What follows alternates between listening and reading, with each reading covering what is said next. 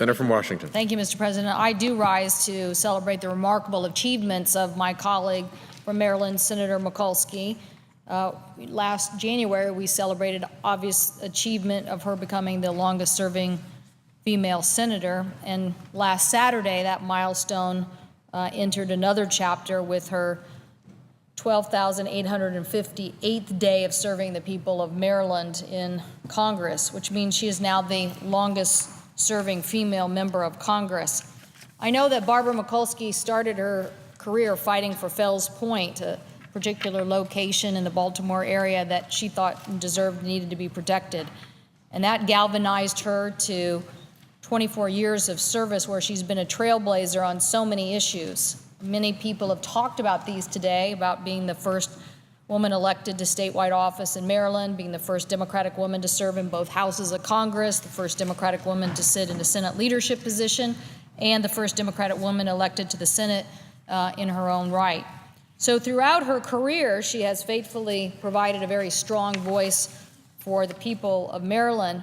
But it's here in the Senate we've all got to see Barbara Mikulski, the dean of the women senators, and to see her incredible work as a trailblazer on so many important issues. She has been a tireless champion of things from pay equity to increasing access to college education, for women's health, for women's health care law, and time again, she has proven that she knows how to fight on the right side of the issues.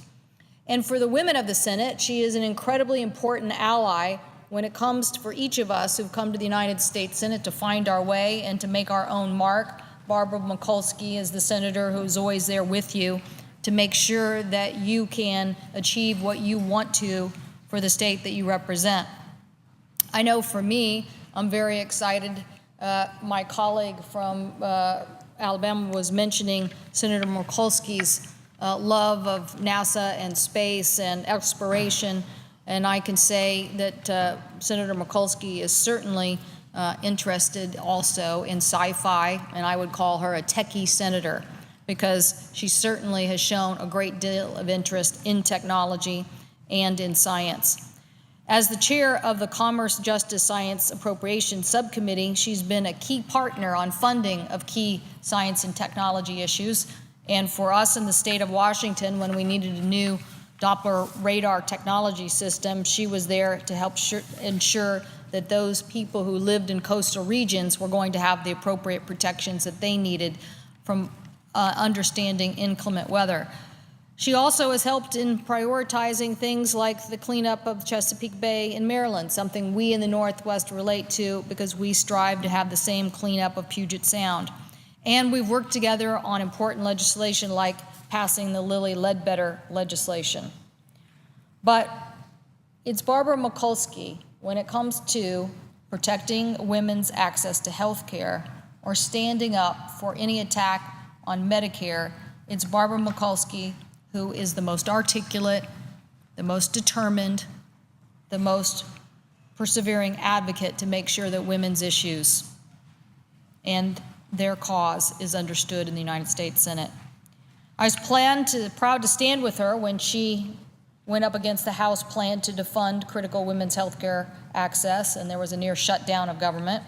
And as people tried to pressure Planned Parenthood, she was there to make sure that we continued important programs like breast cancer screening. So today, I join my colleagues from the Senate to thank her for those years of service in the United States Congress, both in the House and the Senate.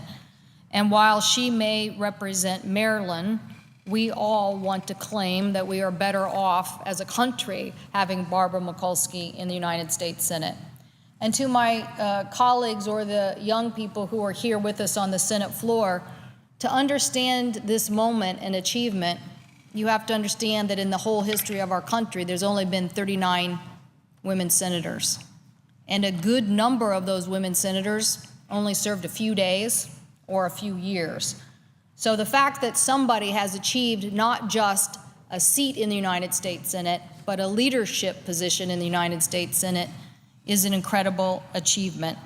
So we are glad that she has represented a time where women have ascended to leadership in the United States Senate, and are considered one of the wise members when it comes to strategy on so many policy issues.